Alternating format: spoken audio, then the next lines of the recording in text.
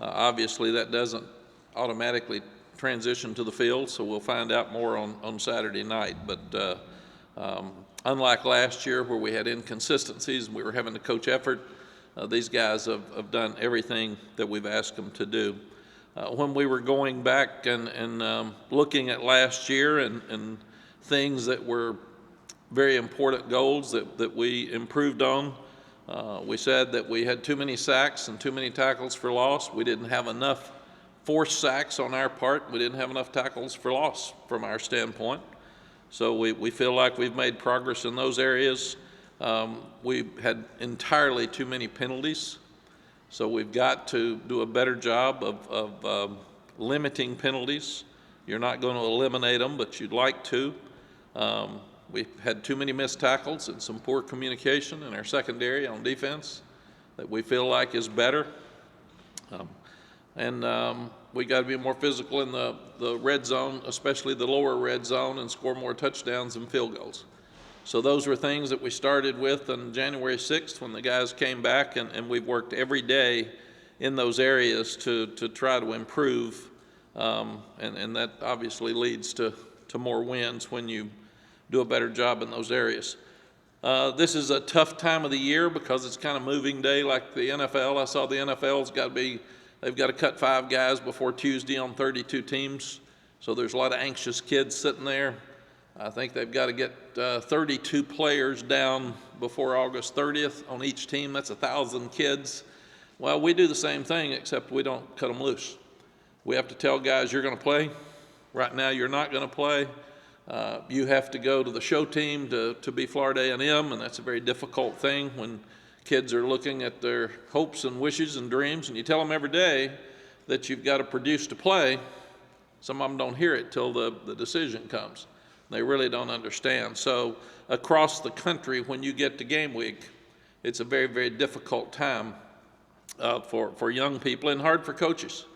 And that may change. That changes day to day, but you've got to have somebody today that you're talking about that will step up and start with your depth chart. So it is kind of like moving day more than anything else.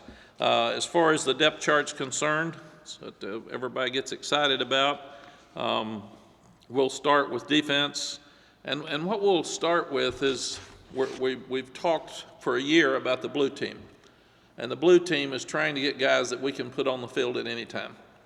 And they are starters whether they walk out there first or not. So at nose guard, nose tackle, you've got Ray Vahasik and Kevin Hester. They're on the blue team. It doesn't matter. We'll keep them fresh. We'll rotate them.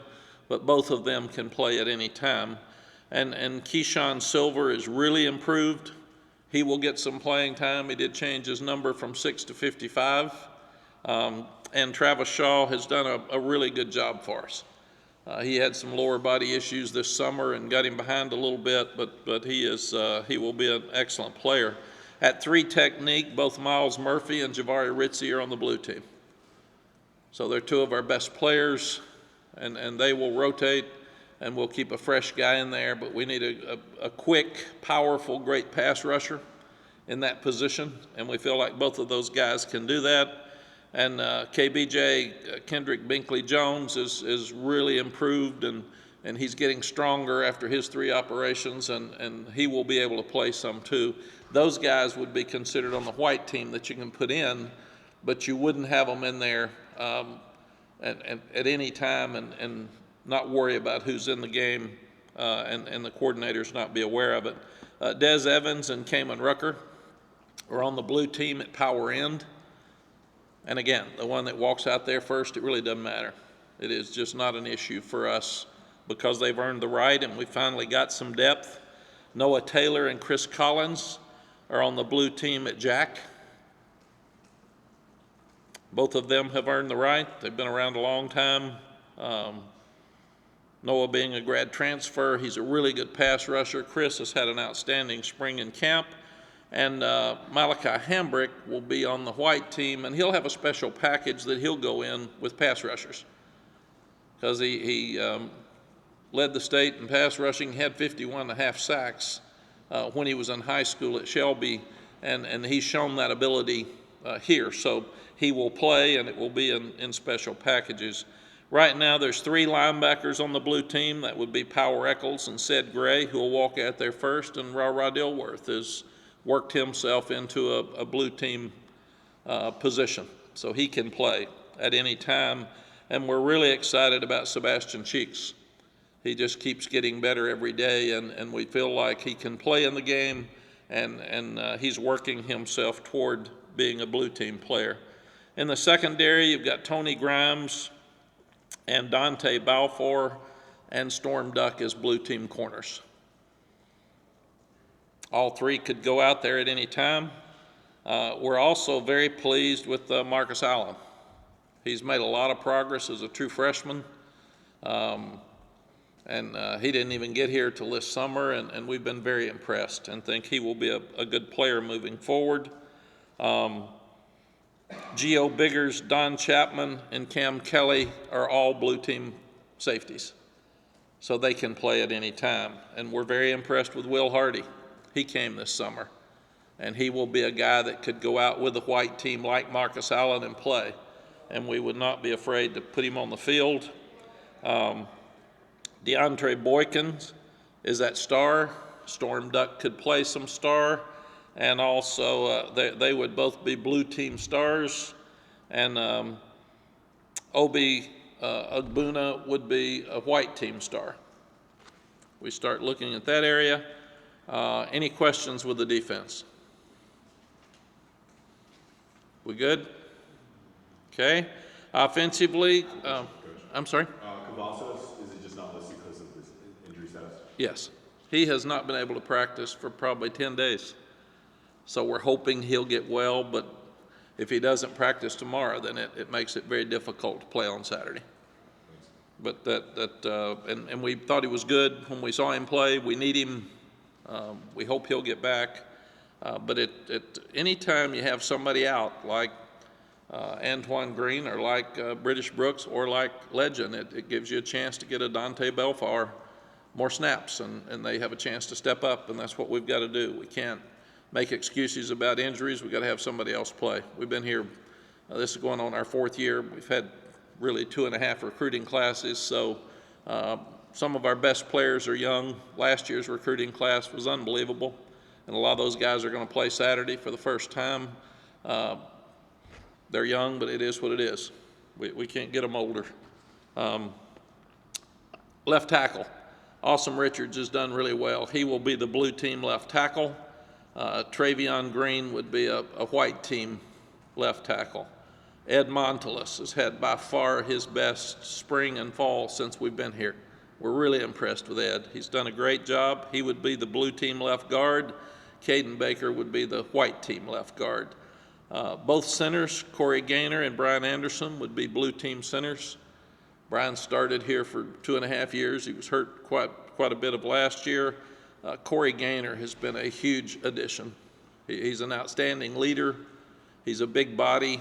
He's played really, really well, but he has added toughness to the offensive line, and we're very, very pleased with him. William Barnes will be on the blue team. He could play right guard or right tackle. Jack Bicknell, our new offensive line coach coming from the NFL, loves to play some guys at 2 places and try to get your best players playing, and that's just who he is. He said in the NFL, you got 7 offensive linemen, everybody has to play guard and tackle. So he's really worked hard at that. A guy who's done an outstanding job and been a surprise is Jonathan Adorno. So he is a blue team guard and brought toughness to the offensive line this spring and in preseason. Spencer Rolland would be the blue team right tackle along with William Barnes right now. And he would be backed up with Zach Rice, who Zach and Travion Green, we both feel like are going to be outstanding players. Both of them missed some time in camp and it hurt them. So Zach would be a white team player at right guard and right tackle, and the same with Travion Green at left guard and left tackle. All 3 tight ends have played really well. So they'll have special packages, but we feel like all 3 tight ends are blue team players. All 3 will play, and sometimes they could be 2 of them could be in the game at the same time, maybe 3. but we're pleased with our tight ends. Running backs, right now, DJ Jones would walk out there first. British would have done that, and obviously we lost him last week. Caleb Hood and Elijah Green have missed some work, and we feel like they're white team and could play. And then you've got Omarion Hampton and George Pettaway, who we both feel like will play Saturday night. We'll just have to watch them closely this week and see how the game goes and when we would put them in. But DJ will walk out there first. J.J. Jones, Josh Downs, and Gavin Blackwell will be the three blue team receivers that will walk out there first. We feel like Kobe Pacehour has earned the right to be a blue team player. He's played at a number of different positions. And Justin Olson and Andre Green, Justin can play anywhere. He would be out there, and then we feel like Andre Green, like George Pettaway and Omarion Hampton, can play. He's had some outstanding plays. We're planning on him playing Saturday. We've just got to figure out how many plays that freshmen will be out there and play. At the quarterback position, Drake will walk out there first. We feel like that competition has been outstanding. Both could play. Drake has earned the right. I'm not going to get into why and what, and because it's very close, and we're pleased with both of them. And both will play at some point during the year, because you've got inexperienced quarterbacks, you're going to need some. We could have helped Sam some and didn't have a backup ready to go in and help him at times when he was young. We do now. So we've got two really, really good quarterbacks, and both have been very impressive spring and preseason practice, and we're excited about both their futures. Right now, there's a competition for kicker, for field goal and extra point with Jonathan Kim and Noah Burnett. They compete every day. The one that has the best weeks, the one that's going to kick on Saturday, Jonathan Kim will kick off, and Ben Kiernan right now would be the punter. Drew Little would be the snapper for the blue team. Josh Downs will be the punt returner for the blue team, and we still haven't made a decision on who would be the kickoff returners for the blue team. Any questions about the offense or the kicking game with depth chart? And we're telling you exactly what we told the team. I mean, this is what they heard yesterday in their meetings. You mentioned Jacoby Criswell will play some. Is it a deal where it's set, like he'll come in the fourth series or something like that, or is it just the feel of the game? It's a good question, CL. We're going to do whatever we need to do to win a game. That's it. We do not have a set when somebody comes in. We're working right now on getting that for the blue team. When would Ray Vahasic come out and Hester go in? Are they going to alternate every series? Is it going to be every 3 series? Because substituting on offense is easy, because you can do it anytime you want. Substituting on defense is really difficult. So a lot of times, if you're going to get a big guy in, you need to start him the first play of the series, because you may not be able to get him in if they're going tempo offense and they have a 12-play drive. So we've got to really look at how to manage our big guys. Yes? Coach, do you feel like you saw a lot of chemistry from the wide receivers core to the quarterback? Do you feel like that was the most chemistry you saw between Drake and those guys, or was it just he threw the ball better? I'm not getting into any quarterback competition. We just felt like Drake should walk out there first. Both of them did really, really well. And there's just very little difference between the two. And again, if one quarterback is not moving the ball, we'll put the other one in. We've done that in the past. We just don't have a plan other than you're scoring touchdowns, you stay in, you're not, and it's not going to be 3 and out and we jerk him. We're going to give them each one a chance, but if you're moving it, you stay in. If you're not, let the other guy have a chance. Matt, how did Jacoby take the news? I haven't. All the assistant coaches tell the individual players. And we didn't want quarterback to be any different than anyone. The kids don't know who the starting quarterback is yet. They'll know from this press conference. When did you guys make the decision? I'm not getting into any of that. Because if I do, then I've got to go through 44 when we made the decision, and that's a waste of time. None of that matters. Can I ask, What has Drake done since camp started? I'm not getting into that at all.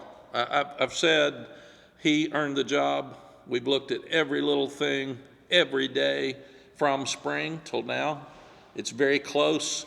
It's ridiculous to sit here and if I say this was better, then everybody runs with, oh my God, he did that so much better.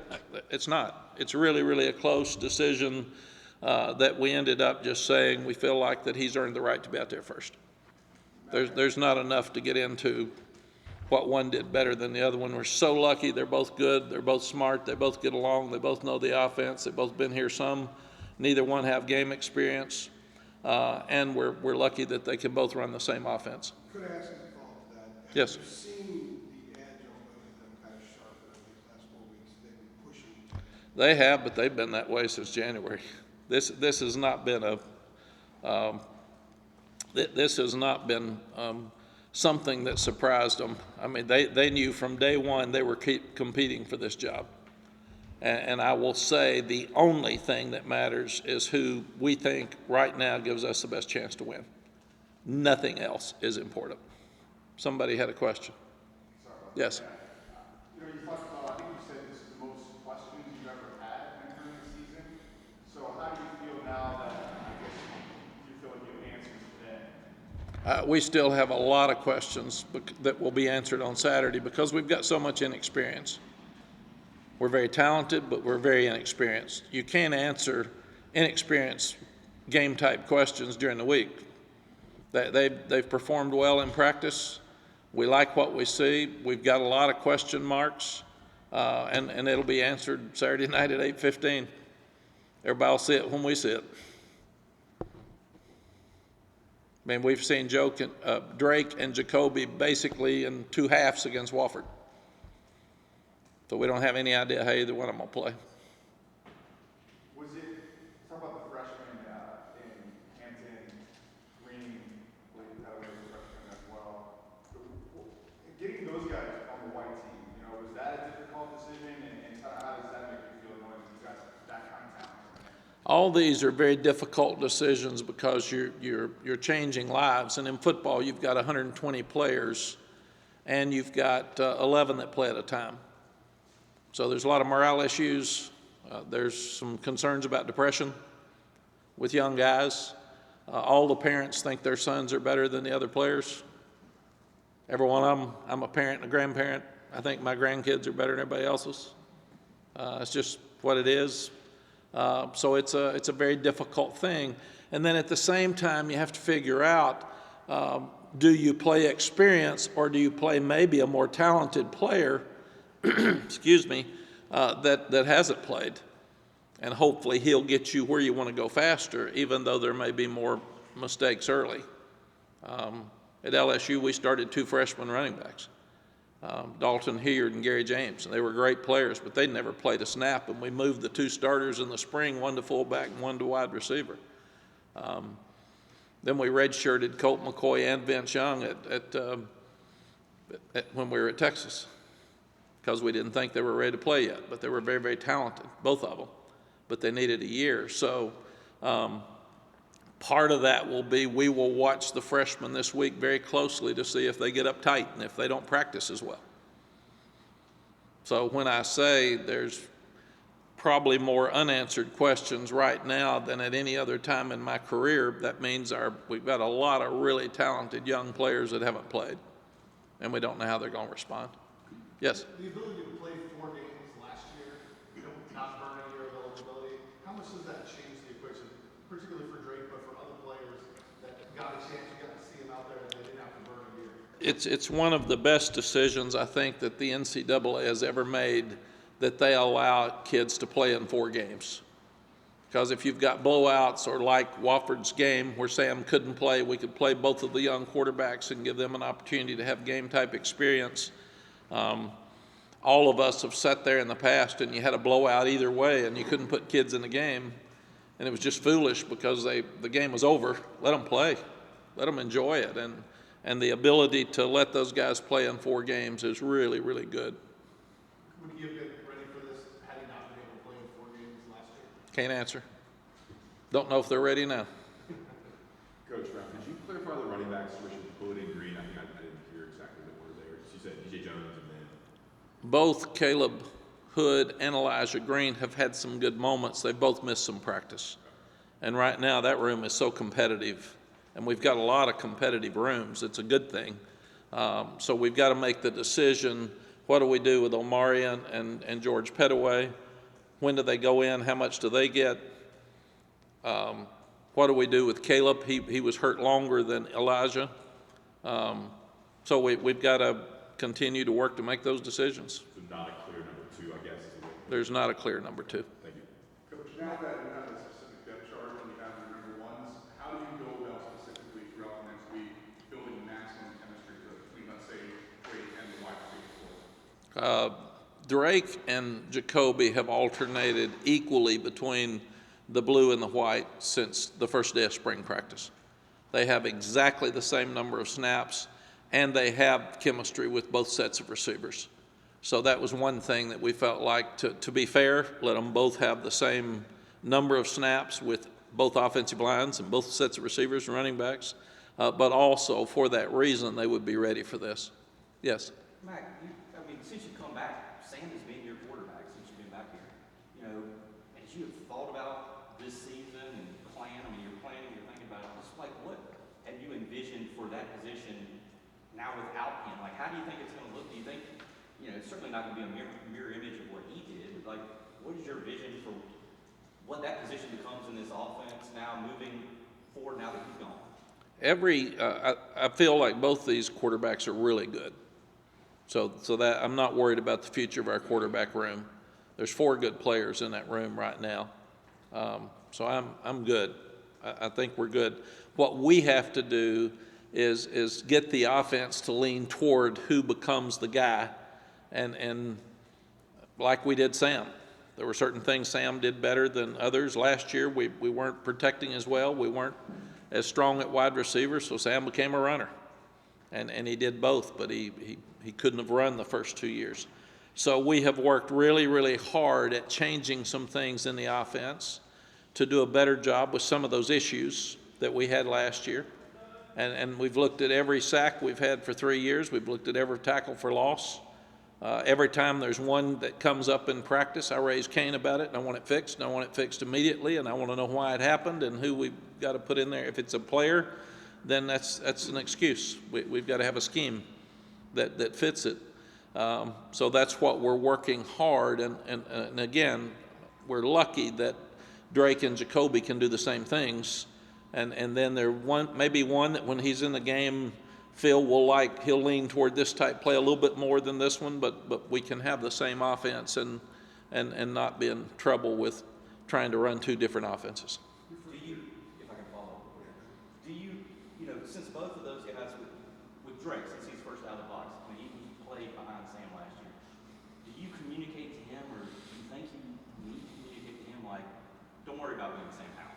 You know what I'm saying? Like, just play to your strength. Is that a conversation you had with him and all? Is that something that needs to be communicated? No, you look at both these older quarterbacks, which are both redshirt freshmen, by the way, because Jacoby had he had the COVID year.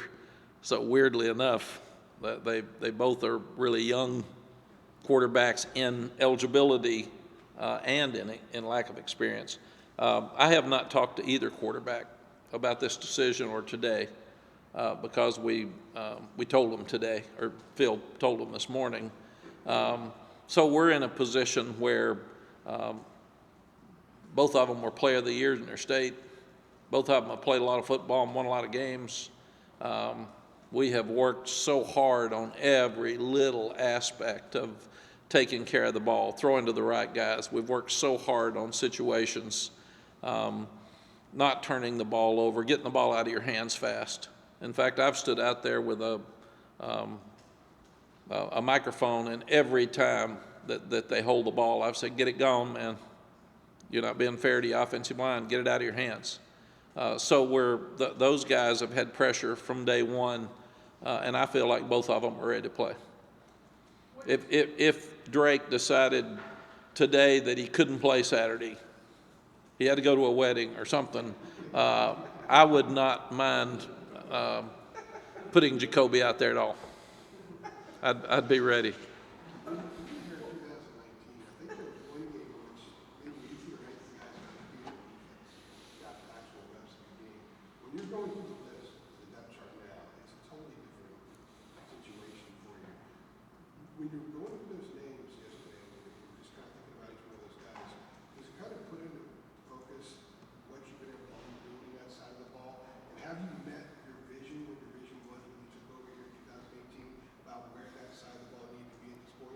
Yes, we have definitely met the vision with the front guys.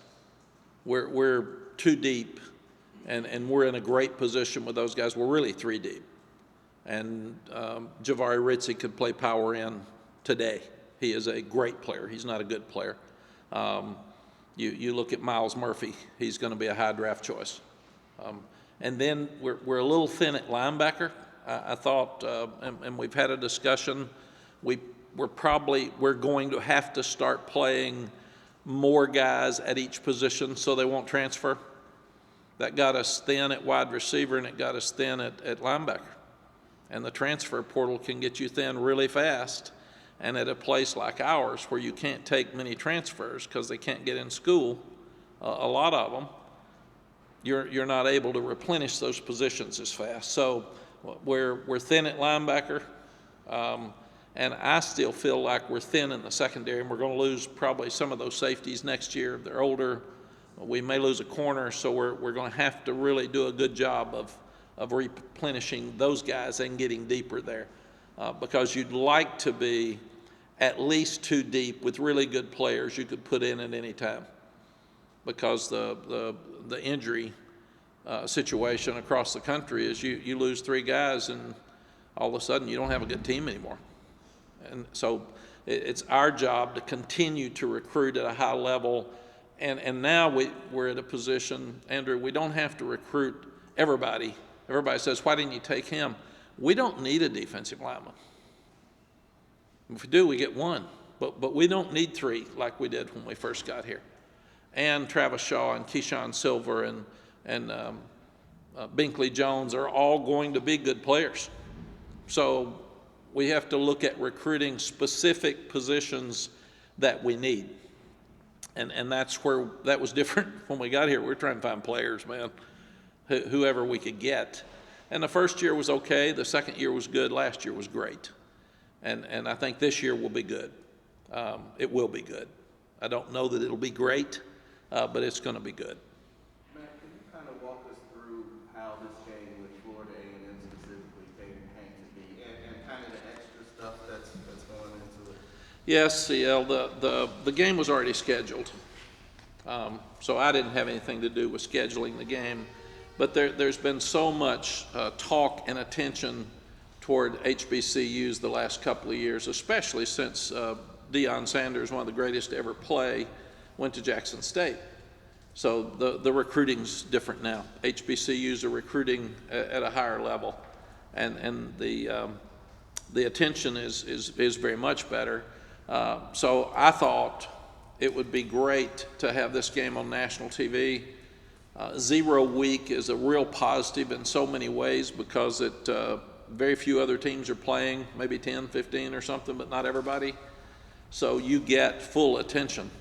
We will have a lot of recruits here this weekend, because you can have recruits in even though it's 0 week. And it gives us an extra week to practice ahead of other people that were playing. So I thought the 0 week was a no-brainer. I thought it was a home run to bring attention, to start the season, and to have a lot of recruits in early. And then when you start looking at who you schedule, it's an HBCU. Florida A&M's been one of the top programs in football history. And first we'll talk about Coach Simmons. He's done a tremendous job. They won 9 games in 2019. They didn't play in 2020 because of COVID. A lot of people didn't. And then last year they won 9 games again, went to the playoffs. Those are all positive things. And the tough thing is they've got 25 transfers. So we have no idea who's going to play. So for an opening ball game, we're not sure about our guys, and we're not sure about their guys. I mean, I will not sleep good on Friday night. 100%. But I also wanted Bubba and Rick to make sure that we get their band here.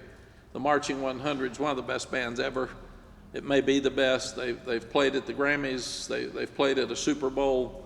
And they're going to play in pregame by themselves and then with our band, and then the same at halftime. So everybody needs to get there early and make sure we honor the Marching 100. and enjoy and appreciate their band. I actually showed a video yesterday to the team of some of the clips of their band, and it was fun to watch their reaction. And then the other thing that's really special is the Honorary Captains. For them, we've got Rudy Hubbard at their request, and Coach Hubbard went in the Hall of Fame in 2021, College Football Hall of Fame. He will be their honorary captain. He won 3 national championships at Florida A&M.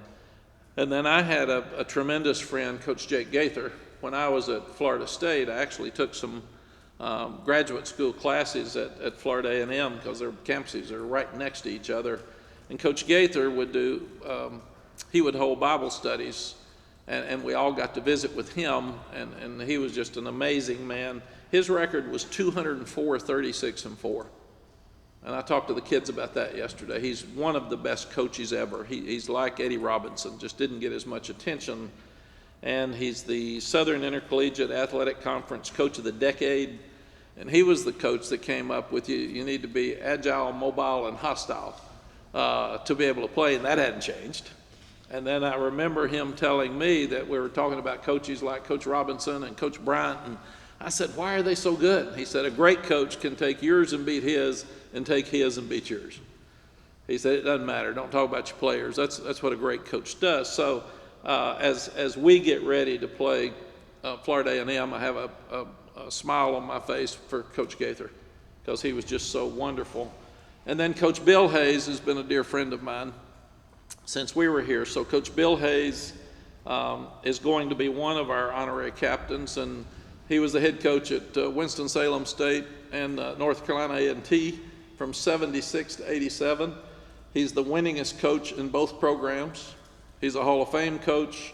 Bowman Gray Stadium field for Winston-Salem State is named the Bill Hayes Field now, which is a great compliment to him. And I just love Coach Hayes to death. He and I were great buddies when I coached here before, and I'm so happy that he'll be out there. When I first got to Carolina back in the late 80s, I tried to hire Rod Broadway. He was at Duke, and he's a Carolina graduate. I couldn't get him to come over because he was working with Coach Spurrier at the time, but we're so honored that he, as a North Carolina graduate, will be the other honorary captain for us. He was the head coach at North Carolina Central, at Grambling State, and at North Carolina A&T. His record was 125 and 45, and that was from 2003 to 2017, and I didn't realize this till this morning. Rod is the only coach to win the Black College Football National Championship at 3 different schools. And that's really, really cool. And the other thing that's cool about this weekend for him and for us is he's got a healthy number of his UNC teammates that are coming back. And many are some of the first black players to play in Carolina football history. So there's black fraternity and sorority functions that are going to be held throughout the weekend. So it's just going to be a great night to celebrate HBCU, not only in our state, but one of the best ever with Florida A&M and all that they have brought to college football. Questions? Coach, you brought up 4 transfers. What do you say to Jacoby to try and motivate him to stay? And not only after this year, but how do you keep him motivated beyond this? I mean, knowing that at any moment he could go out there and be QB1. That's it. It's about the team. Be ready to play. We brought up an example of Josh Downs. We didn't play him enough as a freshman. He had Daz Newsome in front of him, but we did a poor job as a staff because Daz was so good and we were close in every game. We didn't have opportunities. We should have put him in, but number one, he stayed, he competed, and then when he got his chance in the bowl game, it led him to the next year being the all-time leading receiver in 1 year in the history of our school. So we used him as an example yesterday. We used Dre Bly as an example. I redshirted Dre Bly, redshirted Brian Simmons and Greg Ellis and Julius Peppers. So if those guys think they're better than any of those guys, then let's go visit and get some video and let's compare yours to theirs at this time. But we feel like that every position is disappointed if they're not walking out there first. And that's why we're trying to work toward having a blue team. And really, Jacoby would be on the blue team because either one of those quarterbacks can walk out there at any time. Coach, kind of going off Josh, obviously last year was his breakout season. He took on a new role. What have you seen from him this offseason as far as mentoring the other receivers on the team and sort of becoming more of a leader for you guys? We've really pushed leadership because we felt like we had some great leaders last year. We didn't have enough, and it was inconsistent, and we played inconsistently. So we have worked so hard with leadership in all the group. The leadership committee's even cut down to 15 people this year. I think it was 23 last year. But we said we're just going to take the ones that the players have at the highest level. And Josh is he's such a competitor, and now he is the older receiver. He and Antoine Green really in the room that have played a lot. And especially with Antoine getting hurt, Josh is doing an outstanding job of leading and competing, and he's just so tough. And we will move him around to different places. So that's going to help him, we think, as well. At the end of the year last year, he got double covered by everybody. We do have some better guys now to spread the ball around, but we also know that he's the best one, and we've got to figure out ways to get it to him. Just curious, like, the thinking behind, like, how you made this quarterback announcement and the decision, you know, to let the team find out as we're finding out. We thought long and hard at what was best. And really and truly, we didn't announce the right tackle. We didn't announce the nose tackle. And if you're being fair as a team, and everybody's important, and everybody's got a role, then we didn't think it should be handled any differently. And the fact that if Drake didn't practice well this week, Jacoby practices better, then he'll start on Saturday.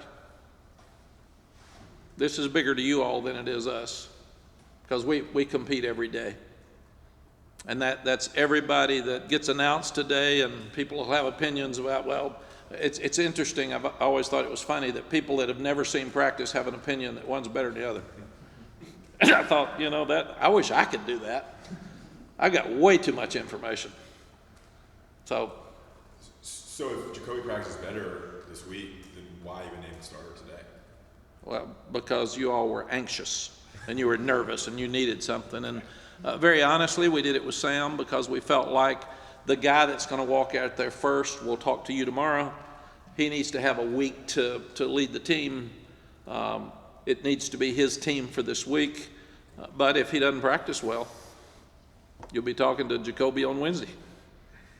Yeah, or Thursday, whatever, whenever Jeremy's got it next. I mean, we have told these players we are not going to allow guys to walk out on the field in practice and not compete and not practice well and play on Saturday. You lose your job daily, and that's fair because we all live in that same world. We have to compete, we have to do a great job, and what a bad message from us. And I thought we did that some last year. I thought we had some guys that didn't compete all the time and we let them play. And that is changing in this program. We'll never do that again. Is some of this also kind of what you just sort of started hitting on? You want a different edge, and you want the edge to be consistent. And if you don't announce anything early on, it keeps that edge with everybody. Absolutely. We've announced, but they know it. They've known this. They don't know the quarterback, but they've known who's been out there more, and the quarterbacks have been exactly the same. So that's probably the only one they didn't know today. But what we felt is that we're not going to talk about who we're playing anymore, because last year we played up or down to the level of competition. We're going to talk about creating a standard of excellence every day at practice, every day at school, every day in our lives, and that's going to help you when you get out, get more prepared for your job and being a husband and being a father and hopefully running your company. Because we're going to teach you that now, and we're not going to let anybody walk on that field that's not ready to go. And we've said 3 things can happen. You're going to get embarrassed if you walk out there and you're not ready to go, because we got enough talent now, they will embarrass you. You're going to lose your job if you're not ready to go every morning, because we're not going to put up with it. And thirdly, more likely to get hurt if you're not prepared. So you need to be at that level, standard of excellence every day before you walk out on that field if you want to play. Like you said, you've got to get the offense to lean toward who becomes the guy. Josh Downs would be a prime candidate, obviously. Who's next after that, do you think? You know, you all three tight ends for different reasons. Nesbitt's the best receiver because he's faster, but the other two can really catch. And then I really am excited about the camp that Kobe Paysor and Gavin Blackwell have had. Gavin's really fast. Kobe's a very good player. J.J. Jones is big and strong. I think Dre Green at some point will be a potential superstar. He's big and fast. So how long will it take those guys to come? And then Caleb Hood's had some outstanding moments. He's just had trouble staying healthy. And we've told him we can't coach you if you can't stay healthy because we're putting so much time and energy into somebody and then you get hurt and we've wasted all the snaps that somebody else could get. George Pettaway is really fast. And he has been here 15 days in the spring and this fall camp, so it's like you're really a second-year player when you go through spring. Omarion just got here, so he's really fast, big, strong. He's done some very impressive things. How fast can you get him ready to play when he's been here a month? I mean, so that's, and how will those guys respond when they walk out there? And we have talked long and hard about offense. Don't waste plays. Don't hand it or throw it to somebody that can't catch it and not going to do something when they do. Coach Switzer always told me when I was working for him, don't ever hand it to somebody or throw it to somebody that can't score when they touch it. Because you're wasting plays, you're wasting time. So we're really working hard at figuring out ways to get the best athletes the ball, period, and not waste plays with anything else. Is DJ, since DJ's, I guess, first out of the box running back, has he been somewhat of a pleasant surprise this camp? Or, I mean, how would you describe what you've seen out of him? DJ's been good since he's been here. He's smart, he can protect, he can catch, he's real fast. He's doing a better job running up inside behind his pads because really the great running backs get half of their yards after contact. I mean, it's just who they are. And so that's how we're grading them. And that's where a big, strong back has some advantages because we don't want to come up 2nd and 8 when you hand it off to them. If you don't block anybody, get 5. And that's just who we are. DJ's problem has been he has been hurt in the past. So he's had trouble staying out there like Caleb. So we're so lucky at that position that we had 6 that all could play. Every one of them could play. And they're all good.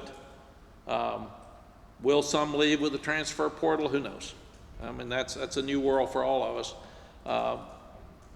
We didn't sign a running back this year. We didn't need one.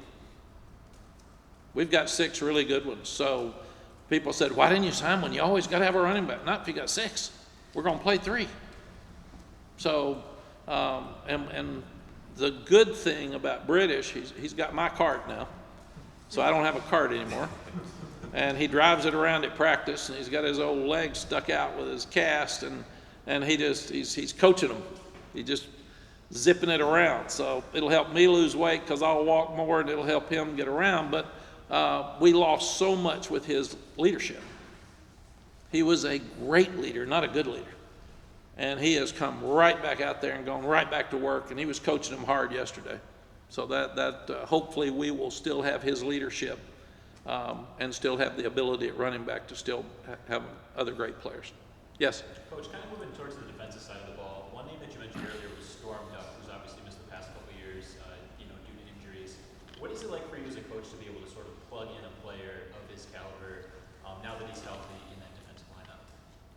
It sounds harsh, but with all of the guys who have been hurt, we've told them, I was a guy that stayed hurt. And I've had 8 knee operations, and 2 of them were knee replacements. So I got it. I was in the training room a lot, and I've told them that if you're hurt all the time, we can't plan on you playing. So Storm is a great player. and he's an outstanding person, and he's smart. Can he stay healthy? And that's hopefully he can. If he can, we're a better team because we need him on the field. The reason he's not walking out there first Saturday is because Dante's had every snap. I mean, he's worked really, really hard. So again, we're sending a message that you that are working every day and staying healthy have a better chance to get out there before the others. Anything else? Yes? When you have a quarterback battle that close, do you worry at all that the team has developed, hey, we think it should be the other guy, or we think it should be this guy? How do you make sure that the team buys into the decision that you made when it's that close? We have talked a lot about trust with our team. And I've been doing this longer than any of them. I checked their resumes. So they've got to trust that we know which one to put out there. And again, I didn't say that Jacoby would not play. I didn't say that we aren't going to trust him and that he's not going to come in the games and help us win. I said Drake would walk out there first, and we're going to play the guy that puts the ball in the end zone. It's really like make it, take it. You're scoring touchdowns, you stay. If not, we got another good one to go out there and do it. I told the kickers, the two kickers they're even. So what I'm doing with them every day is I'm having a kickoff. And I mean that Phil Mickelson told me one time he made 100 3-foot putts before he quit every day. And I wondered why I missed 3-foot putts and he makes them. And he said, if I'm at 79 and I shove a putt, I start over. He had to hit 100 3-foot putts in a row before he quit. So with the kickers, and I started it yesterday because they're dead even, I said, okay, we're going to start you at the 10, we're going to move you back to the 20, we'll move you back to the 30. If you keep making them, we'll start over till somebody misses. If you make it, you're still in the game. If somebody misses it and the other guy misses it, y'all are still in the game. But it's like make it, take it. So, and that's about as much pressure as you can have. If you want to kick on Saturday, you got to make them all during the week. Anything else? When Jeremy stands up, that means, and Phil's over here, that means he's ready for me to be gone. Okay? Thank you all very much. I think I see everybody Wednesday, right? Correct. Wednesday afternoon. Okay. See you Wednesday. Have a good day. Bill Hayes, great quote.